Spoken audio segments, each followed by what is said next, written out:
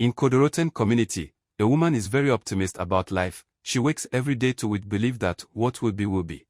Daily she carries out her spiritual rituals using anointing oils to bless the photos of her kids carefully pinned to the mirror edge, saying the Lord will be with them.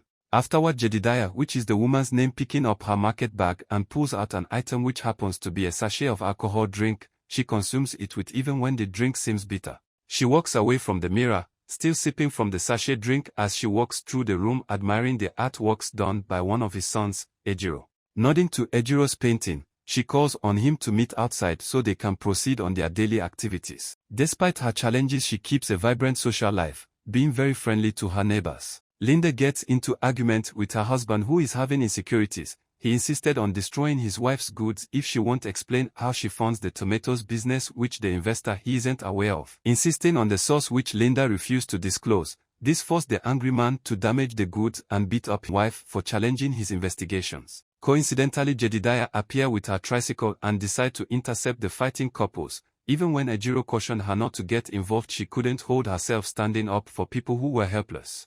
Jedidiah went into shock when the angry man accuses her of running a pimp business with his wife, a possible source that funds the tomatoes business. Even when Linda defends the allegations of her husband about Jedidiah, the angry man insisted and threatened to beat up Jedidiah the same way he did to his wife, then continued to abuse her of having 5 kids from 5 different men. Ejiro, overhearing that, he got furious and challenged the angry man, which led to a brawl. While others gathered the angry man, Ejiro pulled his phone and called his other 4 brothers. Emeka, the first son, got the call first. Next was Adamo, the second son, then Per and Shina, the third and fourth son respectively. Ejiro, who is the last of the 5 sons of Jedidiah Judah, waits by the corner to stop the angry man from escaping until his brother arrived. The 5 brothers of Judah gang to beat the angry man mercilessly until the wife begs that his life should be spared. Jedidiah feels pity for him and calls off his son to leave the man. The Judah are powerful together. Later, Jedidiah sat with other women as she admits to what Linda's husband said the other time. She went ahead to explain how her 5 sons without fathers were all due to certain circumstances that were beyond her control. Still holding to her heavy drinking habit,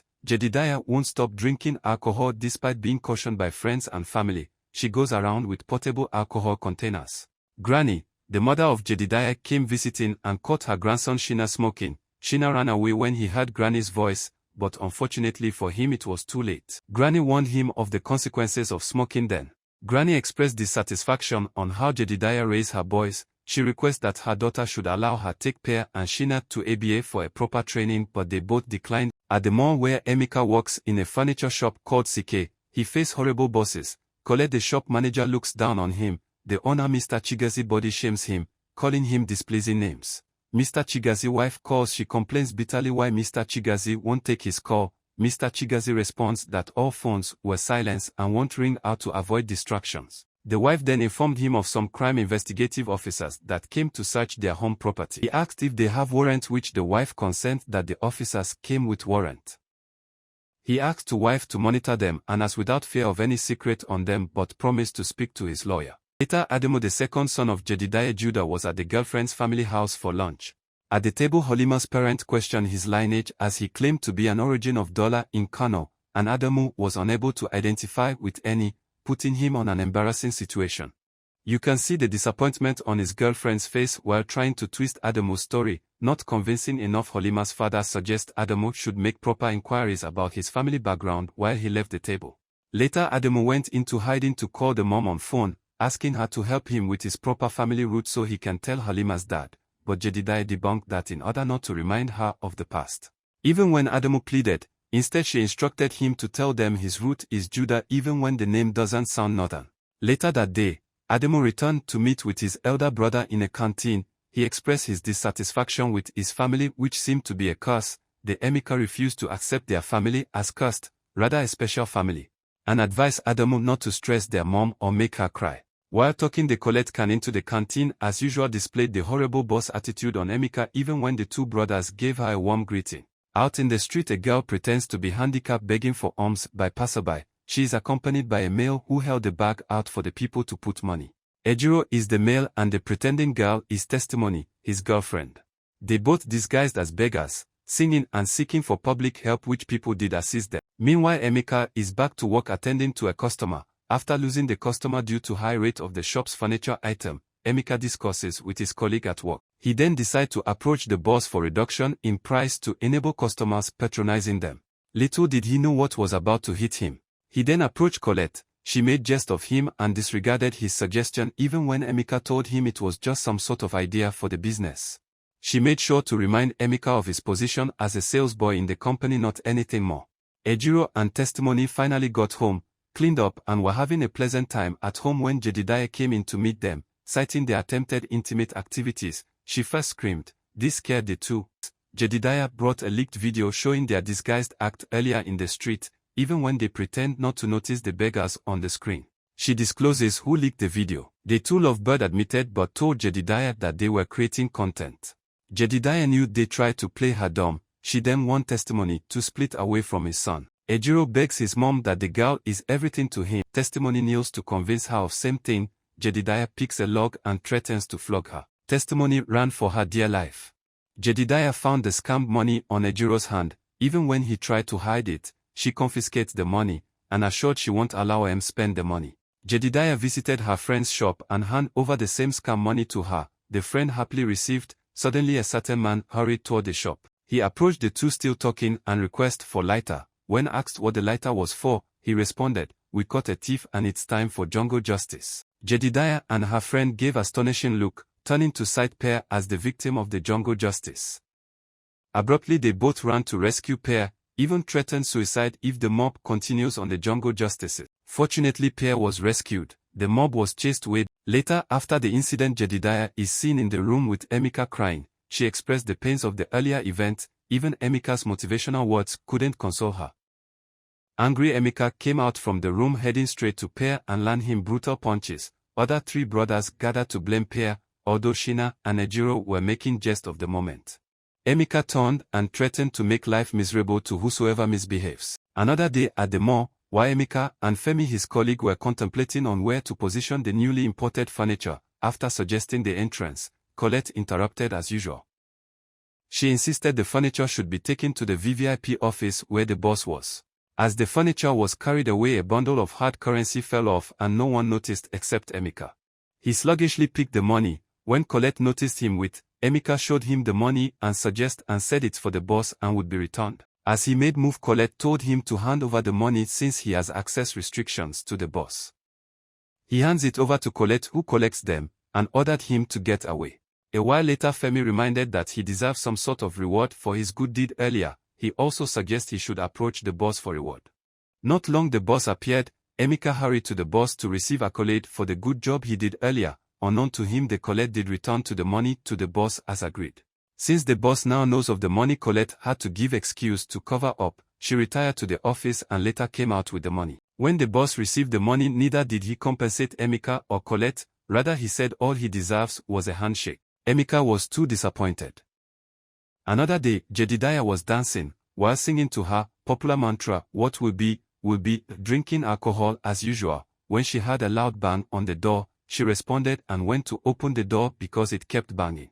Almost opening the door, Pear, Shina and Ejiro were hiding. They warned their mom not to open up or else they will arrest Pear. Jedidiah grumbled. She wondered what his son has stolen this time. When the three were still convincing the mom, she opened up. Police officers and a girl enter. The girl is a member of Shina's gang. It's now dawned on Shina that this was about him, not Pear. Although the mother didn't consent to the arrest, she even struggled with the police officer, but unfortunately he was taken away. Back to the warehouse, Mr. Chigazi interrogates one of his boys who smuggled the money found by Emeka the other day. The money laundering going on there doesn't need such workers, so the boss asked the leader to eliminate him. Later Shina was released from the police custody and reunited with his family. Another day Adamu entered the shop and was shocked to meet his brother in the same mall Adamu works. Adamu and Emeka, being displeased, expressed their fears to their mom. Because Pear might make them lose respect because of his stealing attitude. When Jedidiah warned Adamu and Emeka to stop chastising Pear, they agreed, but a devastating situation happened. Jedidiah slumped and was rushed to the hospital. Jedidiah is diagnosed of hypertensive chronic kidney disease. Judah was more devastated as they needed 8 million naira for kidney transplant of their mother. From the moment they decided they must provide that money by all means possible because their mother can't die. Emeka then returns to his boss to seek for financial assistance to help his sick mom, but he turned him down. Adamu was also turned down by his manager. None of their employers agreed to lend money to them for their mom's hospital bill. Meanwhile, testimony, Ejiro's girlfriend took her brother's cab. She offered to help him go around town so he can raise money selling his artworks. Shina mobilized his gang to raid a construction site so he can raise money for same cause, but none of their effort yielded. Jedidiah was discharged and brought home. The Judah brothers celebrated her with a warm welcome. At work, Emeka received an emergency call from the hospital which put him in a state of dilemma. He decides to leave work and hurry to hospital. Emeka couldn't hold his tears when told her mother might not survive if the money isn't provided. Back to workplace, Emeka is pleading with Colette. He explained that it was an emergency that needed to be attended and he shouldn't be sacked as intended. Just as they were talking, Mr. Chigazi came in. When Emeka explained the situation, expecting him to pardon him.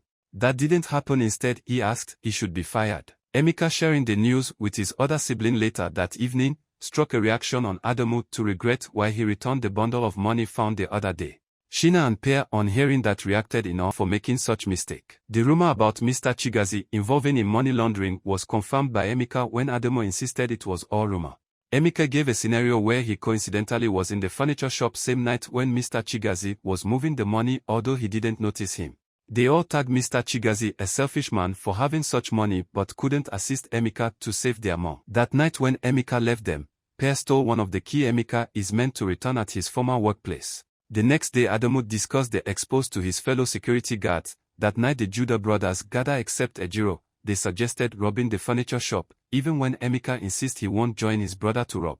Per brought out a flyer of an upcoming Halloween party in the mall, and suggest with the help of the Halloween costume the robbery would happen with being noticed. Emeka later had discussion with the granny that night. At that point, Emeka realized he had no choice but to save his mom by all means. He returned to his brother who were already planning the heist and agreed to join in the robbery. Jiro also came, admitted he had been eavesdropping on their elder siblings' conversation and would want to join the robbery too. Although the brothers had doubt about his ability, they finally consent.